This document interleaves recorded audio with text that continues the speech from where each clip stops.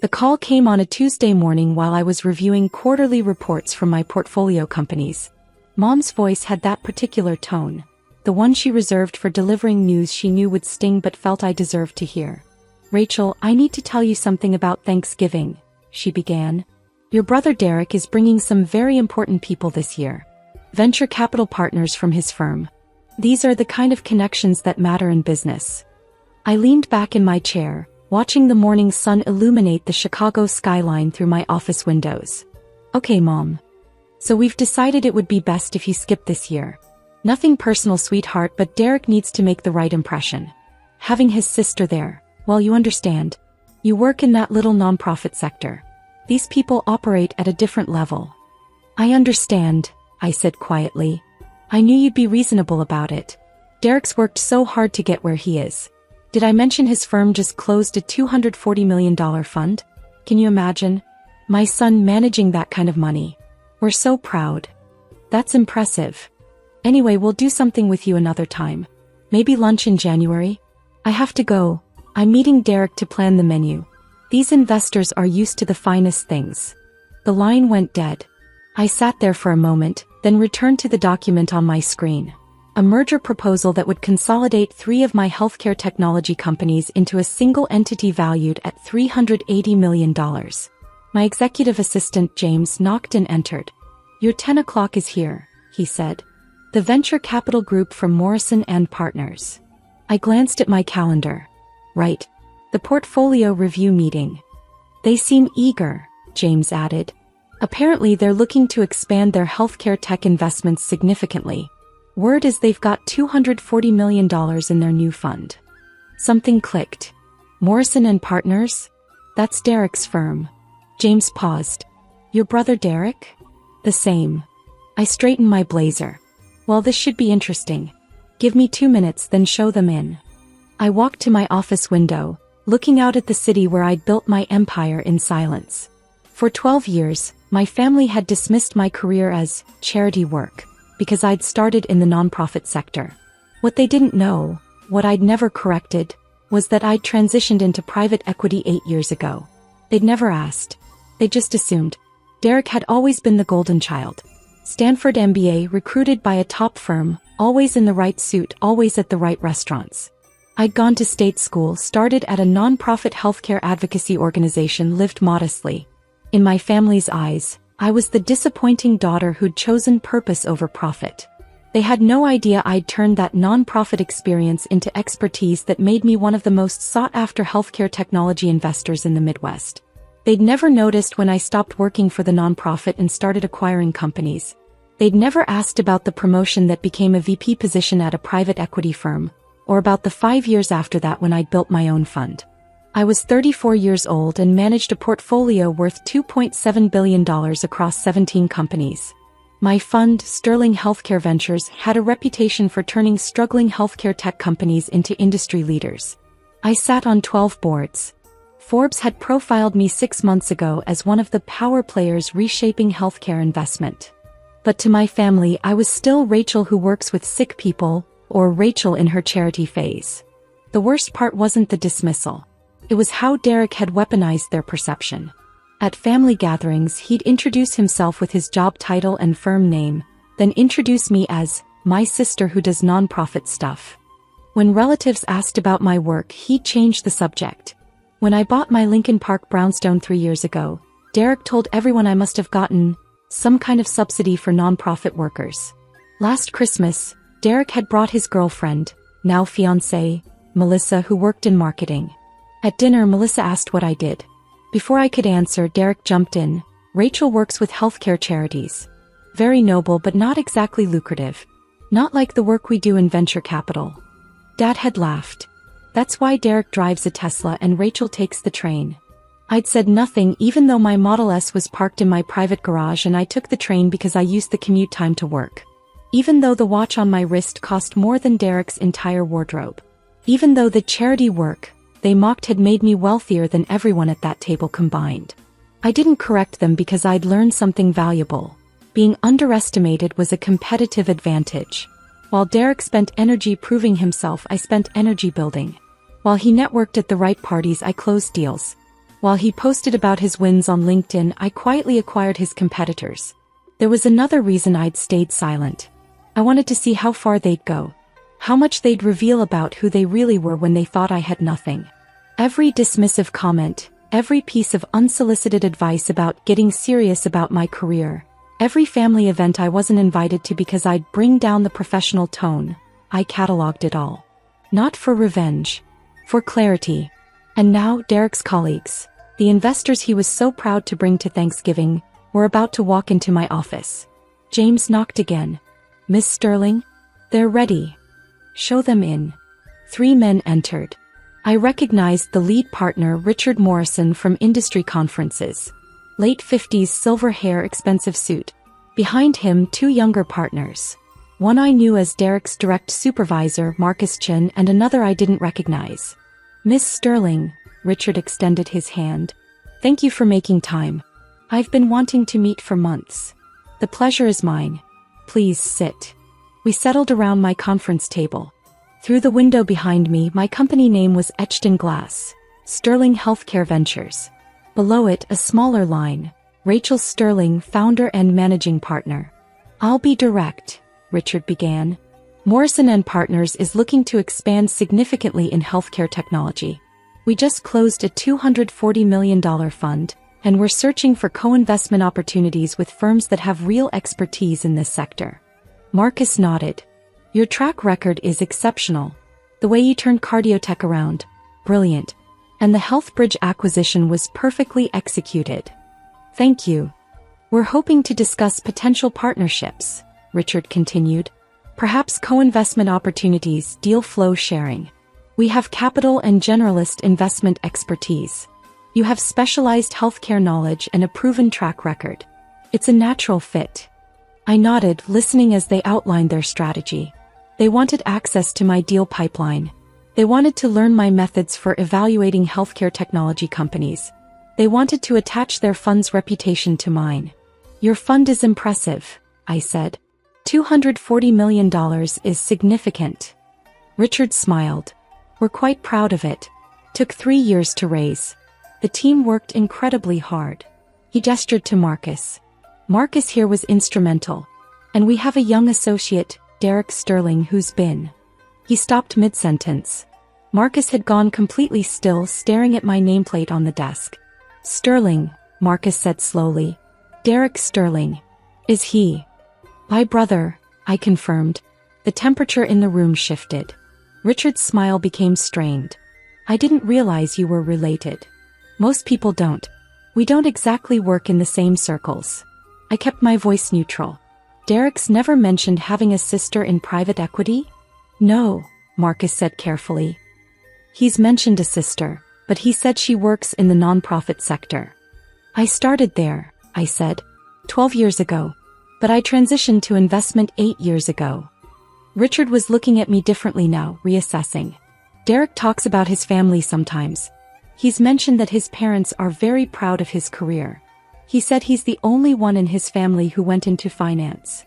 "That's technically true," I said. "He's the only one at a venture capital firm. I run my own private equity fund." The third partner, who'd been silent until now, suddenly leaned forward. "Wait, I know you. The Wall Street Journal did that profile piece. The silent giant of healthcare investment. That was you." He pulled out his phone, typed rapidly, then turned the screen toward Richard and Marcus. I could see the article headline in my photo. Richard went pale. "The article mentioned you'd built a $2.7 billion portfolio," the younger partner continued, reading from his phone. "It called you one of the most influential healthcare investors in the country. It said established firms regularly seek your guidance." Marcus was doing his own search now. "Jesus. Forbes profiled you last year. Power players reshaping healthcare investment. You were number 4 on the list." "Number 3, I corrected gently. They updated it." Richard's hand was trembling slightly. "Derek never mentioned any of this." "Derek doesn't know," I said simply. "My family doesn't know." "How is that possible?" Marcus looked genuinely confused. "I never told them. They assumed I was still doing nonprofit work and I never corrected them. They weren't interested enough to ask questions." Richard was scrolling through something on his phone now, his face growing redder. We're having Thanksgiving dinner at his parents' house. Derek invited the partners. He said it would be a great opportunity to meet his family, see where he comes from. He positioned it as... He stopped. As what? I asked. As a way to show his family background. Successful parents, strong family values. He implied his success ran in the family. I smiled thinly. And what did he say about me? Marcus and Richard exchanged glances. Marcus spoke carefully. He said you were in the nonprofit sector. That you'd never really found your career footing. That you were the family member who chose purpose over profit. And that while they loved you, you'd never understood business the way he did. The room was silent. He told us, Richard added quietly, that his parents were disappointed you never achieved what they'd hoped for. I nodded slowly.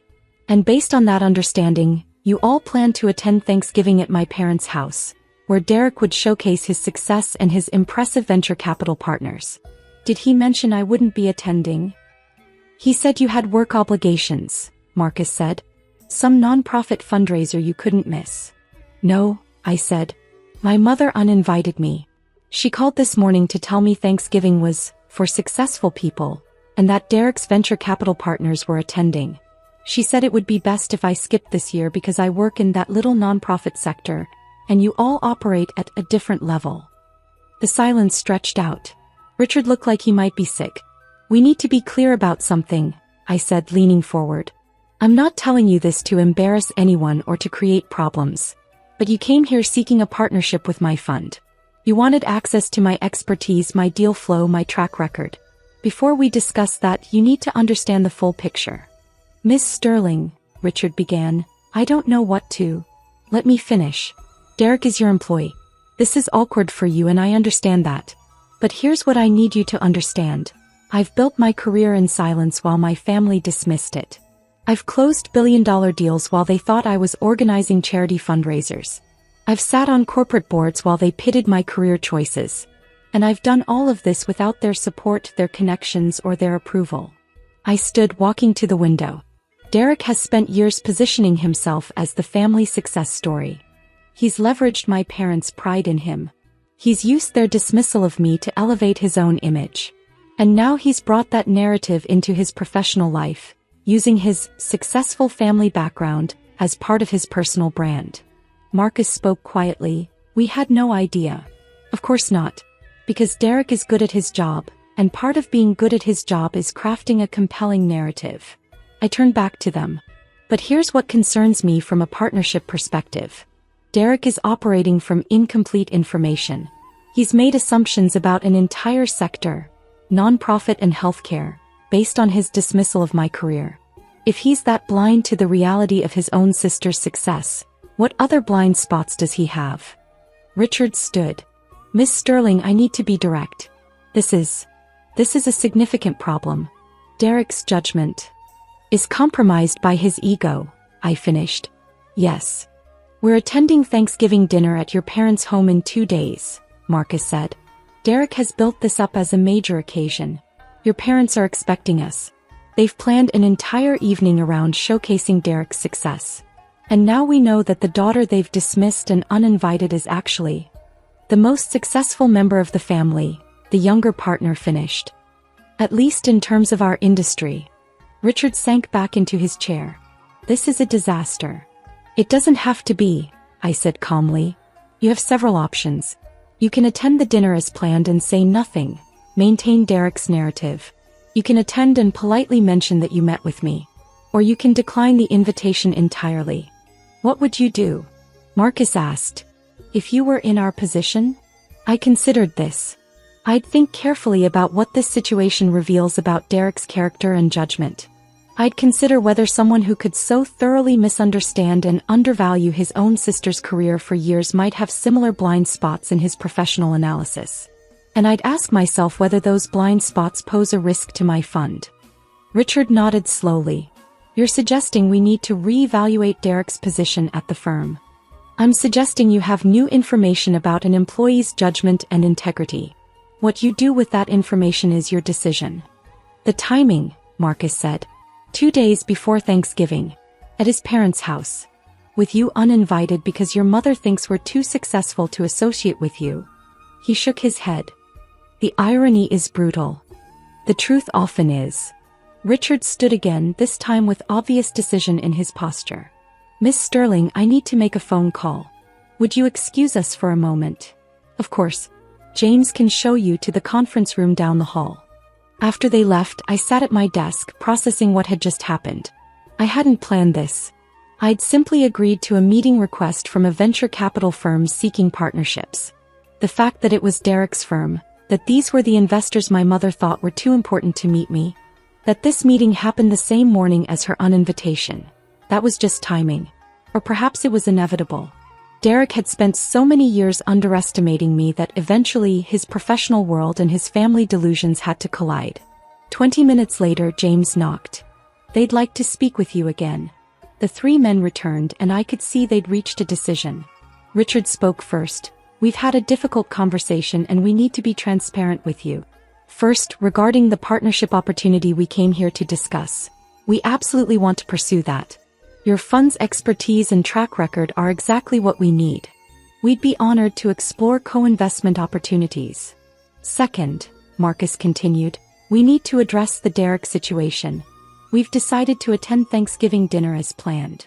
My eyebrows rose. "But," Richard added quickly, "we're going to be honest with your family. Not cruel, not vindictive, but honest.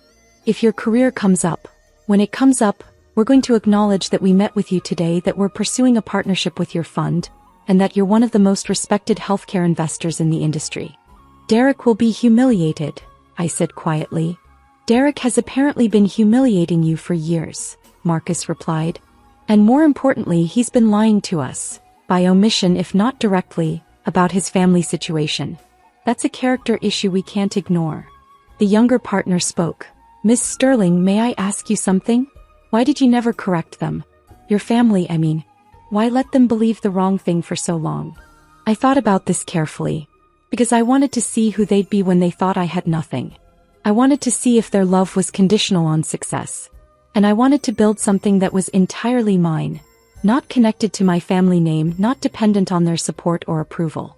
"And now?" Richard asked. "Now I know the answer. Their love is conditional. Their respect is transactional. And my success is entirely my own." I paused. "That last part, that's worth more than all of it." Marcus nodded slowly. "For what it's worth, I think you've handled this with remarkable grace. Many people in your position would have exposed Derek years ago. Exposing him wouldn't have changed anything except prove I was petty.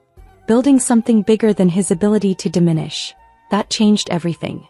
We spent the next hour discussing actual partnership possibilities. The irony wasn't lost on me that I was planning co-investments with the same people who would be at my parents' house for Thanksgiving, celebrating the son who'd worked so hard to keep me uninvited. As they prepared to leave, Richard paused at the door. "Miss Sterling, I feel I should mention. Derek submitted a deal proposal last week for a healthcare tech investment. Given what we've learned today about his blind spots in this sector, we'll be reviewing it much more carefully." "That's wise," I said. "Due diligence matters." After they left, I stood at my window for a long time watching the city move below. My phone buzzed, a text from Derek. "Mom said you can't make Thanksgiving. Probably for the best.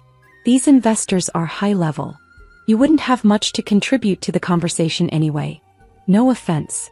I stared at the message, then typed a simple response. "None taken. Enjoy your dinner." That evening, I called my best friend Sarah, who'd witnessed years of my family's dismissal. I told her about the meeting, about Morrison and Partners, about what was likely to happen at Thanksgiving. "Oh my God," she breathed. "This is like watching a Greek tragedy unfold. Derek has no idea what's coming." "He still doesn't have to know," I said. "If his colleagues stay quiet." "Rachel, they won't stay quiet. They can't. They're venture capitalists. They're supposed to identify value and potential.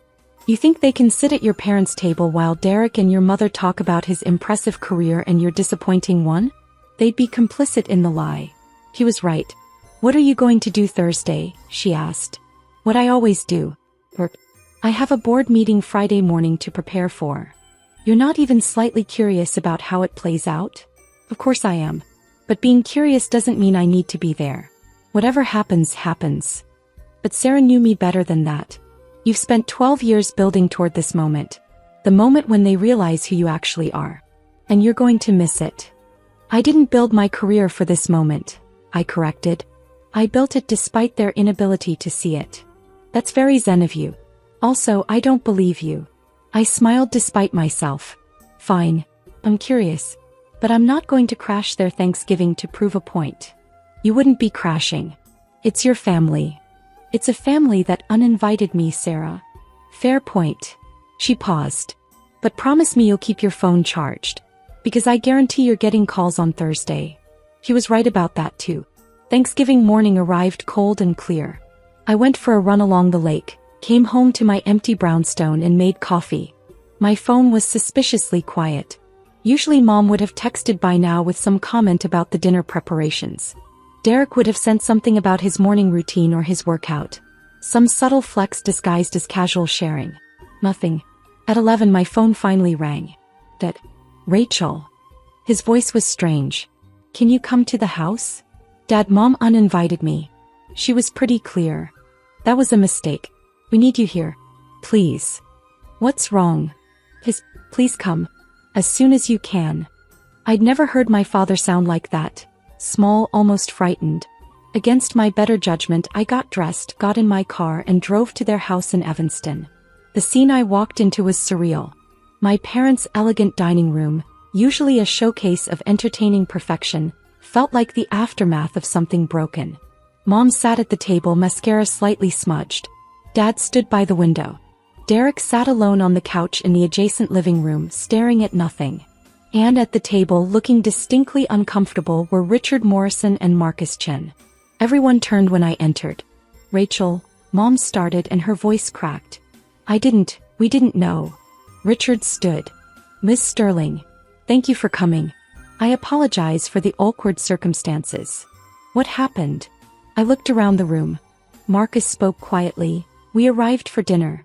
Your mother was introducing us to family friends, talking about Derek's success. Someone asked about Derek's sister. Your mother said you worked in charity and couldn't attend because of work obligations. Derek added some comments about how you'd never understood business. And I prompted. And I mentioned that we just met with you Tuesday. That we'd spent 2 hours in your office discussing a partnership between Morrison and Partners and Sterling Healthcare Ventures. The silence that followed must have been spectacular. Your mother, Richard continued, didn't understand at first. He thought there was some mistake. Derek said I must have met with someone else named Rachel Sterling. So I showed them the Wall Street Journal profile. The Forbes article.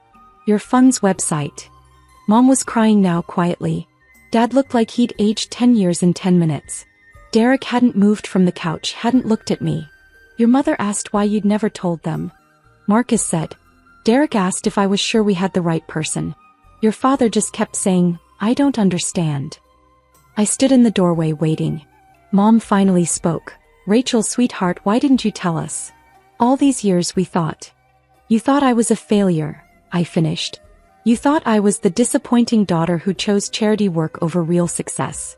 You thought Derek was the only one who understood business. We didn't, Dad started. Yes, you did. You said it constantly. Every family gathering, every holiday, every phone call. Derek drives a Tesla. Derek manages millions. Derek is taking us to this restaurant, that event. And Rachel, poor Rachel, is still doing her charity phase. Still taking the train. Still single because no successful man wants someone so unmotivated. Mom flinched. I'd quoted her words exactly from last Easter. Why didn't you correct us? Dad asked. Just tell us the truth? Because you never asked, I said simply. In 12 years, not once did any of you ask me a real question about my work.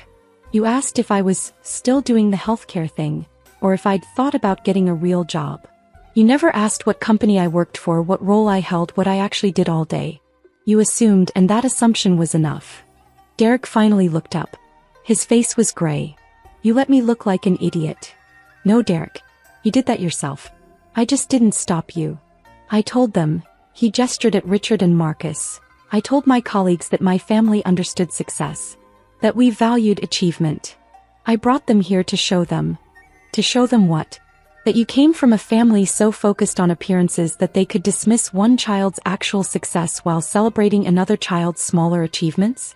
That you come from a family that values perception over reality. Richard cleared his throat. Perhaps we should go. No, I said. Stay. You should see how this ends. I turned to my parents. Mom, when did you call to uninvite me from Thanksgiving? Tuesday morning, she whispered. But Rachel. And what did you say exactly? She couldn't speak. Dad answered. She said Thanksgiving was for successful people. That Derek's venture capital partners were coming and you wouldn't fit in. And you agreed with this decision? Dad looked down. We thought it was best. I turned to Derek. And you, what did you text me Tuesday afternoon? He said nothing. I pulled out my phone, read aloud. Mom said you can't make Thanksgiving. Probably for the best. These investors are high level. You wouldn't have much to contribute to the conversation anyway. No offense. Marcus actually winced. So let me be clear, I continued. On the same day that these investors came to my office seeking partnerships, that they sat in my conference room asking for access to my expertise in deal flow, that they acknowledged my fund's superior track record. On that exact day, my mother uninvited me from Thanksgiving because I wasn't successful enough to meet them. We didn't know, Mom said desperately. How could we know? You could have asked. Any time in the last 8 years, you could have asked one real question about my career. You could have Googled my name. You could have noticed when I stopped working for the nonprofit. You could have wondered how I afforded my house, my car, my life. But you didn't because you weren't interested. You'd already written my story, and it was easier to believe that story than to discover the truth. I looked at Derek. And you actively maintained this fiction. You told people I was in charity work. You deflected questions about my career. You used my parents' dismissal to elevate your own success. Why? He met my eyes finally. Because you made it so easy. You never posted about your wins. Never brought it up at family dinners. Never corrected anyone. It was like you wanted to be underestimated. I did want that, I said. Being underestimated is a competitive advantage. While you were busy proving yourself, I was busy building. While you networked at the right parties, I closed deals. While you crafted your personal brand, I created actual value. And now, he asked bitterly. What, you get to humiliate me in front of my colleagues? In front of our parents? This is your big revenge moment. Derek, if I wanted revenge, I would have had it years ago. I could have shown up at any family event and casually mentioned my fund. I could have posted my Forbes profile on social media. I could have made sure everyone knew. But I didn't because that's not why I built my career. Then why did you? Mom asked, genuinely confused. Why build all of this in secret? Because I wanted to know who you all were when you thought I had nothing. I wanted to see if your love was conditional. And I wanted to build something that was entirely mine. Not connected to this family, not dependent on your approval. And now you know, Dad said quietly. You know we failed you. Yes, I agreed. You did. But I didn't fail myself. And that's what matters. Richard stood again. Miss Sterling, Rachel, I think we should leave you to discuss this as a family. We've intruded enough. Actually, I said, I'd like you to stay for one more minute.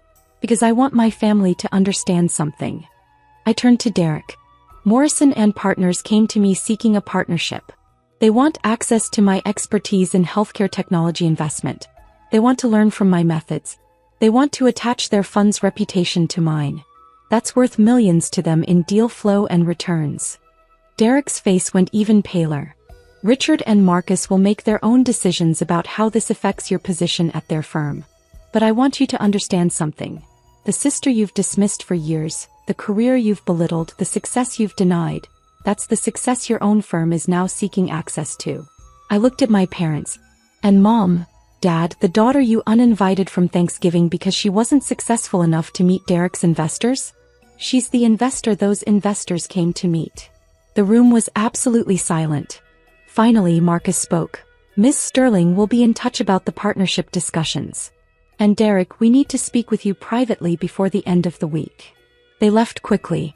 The door closed behind them, leaving just my family. Mom was crying openly now. Rachel, I'm so sorry. I'm so sorry. Dad's voice was hoarse. How do we fix this? I looked at them. These people who'd raised me, supported Derek, dismissed me, uninvited me, and now wanted to fix it all with an apology. You can't fix it, I said quietly. Not today. Maybe not ever. But you can start by understanding that my success isn't about you. It never was. I didn't build my career to prove anything to this family. I built it because I'm good at what I do, as I saw opportunities others missed, because I worked harder than anyone else was willing to work. We're so proud, Mom started. Don't, I cut her off. Don't tell me you're proud now. That's the problem. Your pride is conditional. Your respect is transactional. For 12 years, I wasn't worth your pride because you thought I wasn't successful. Now you know I am and suddenly you're proud? That's not pride. That's relief that I didn't embarrass you. Derek stood suddenly. So what, you're just done with us? You're too successful now for your own family? No, Derek. I'm simply done pretending that your dismissal didn't hurt. I'm done making myself smaller to make you feel bigger. I'm done with a family dynamic where love and respect are contingent on perceived success. Then what do you want? Dad asked. Tell us what you want. I thought about this carefully. I want you to understand that the daughter you dismissed became successful because of who she is, not in spite of your lack of support. I want Derek to understand that real success isn't about the image you project. It's about the value you create. And I want all of you to sit with the reality that when you had a choice, you chose Derek's comfort over my presence. That's not, Mom started. Yes, it is. You uninvited your own daughter from Thanksgiving because you thought she'd embarrass your successful son. That was your choice. The consequences of that choice are yours to carry. I picked up my bag. I have work to do. You have a lot to think about. Rachel, please, Mom stood. Stay for dinner. We can talk about this. Mom, there's no turkey. There's no dinner. There are no investors to impress. There's just a family that chose wrong and a daughter who spent 12 years building something they never bothered to see. I walked to the door, then paused. For what it's worth, I don't hate any of you. But I don't need you either.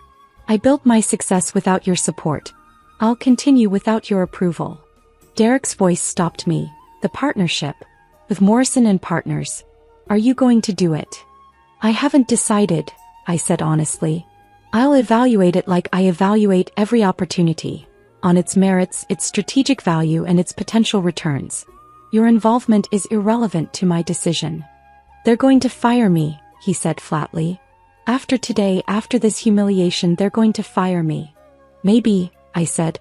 Or maybe they'll see this as a learning opportunity. Either way, that's between you and them. I'm not your problem, Derek. Your judgment is your problem.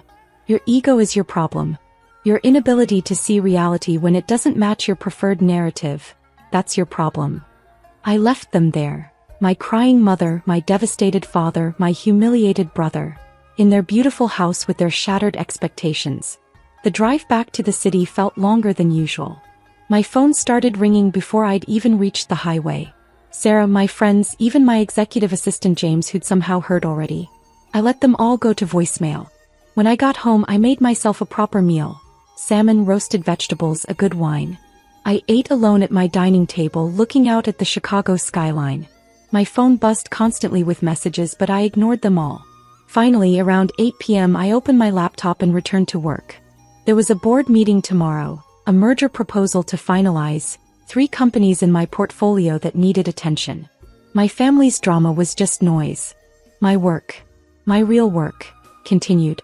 1 week later, Marcus Chen called. Miss Sterling, I wanted to update you on several things. First, we're moving forward with the partnership proposal. Our legal team is drafting terms. We think this could be very beneficial for both funds. I'm pleased to hear that. Second, regarding Derek. We've had extensive discussions with him about judgment, integrity, and the importance of accurate self-assessment. He's being placed on a performance improvement plan. His deal-making authority is being restricted. Whether he stays with the firm long-term will depend on his ability to demonstrate improved judgment. That seems fair. He asked me to tell you something, Marcus continued. He said to tell you he finally understands that success isn't about the story you tell.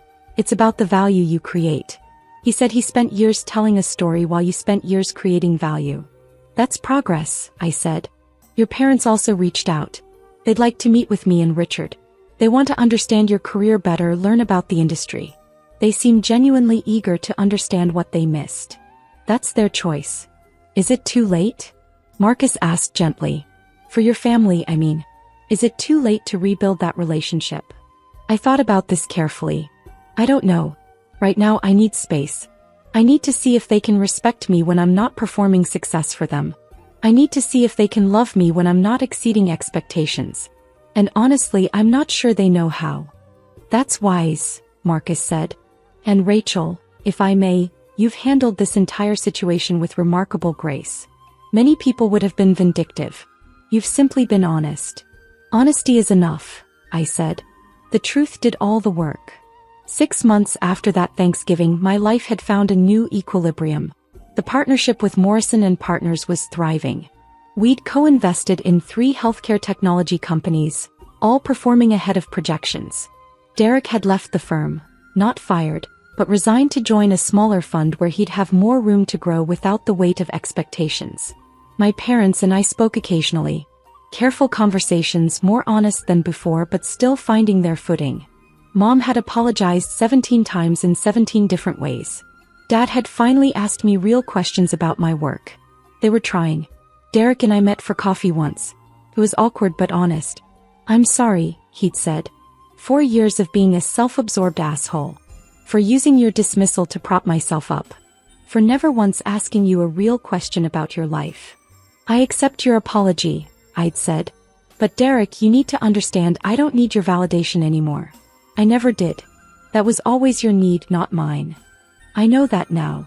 As I sat in my office that spring afternoon, reviewing the latest quarterly reports, I thought about that strange Thanksgiving 6 months ago.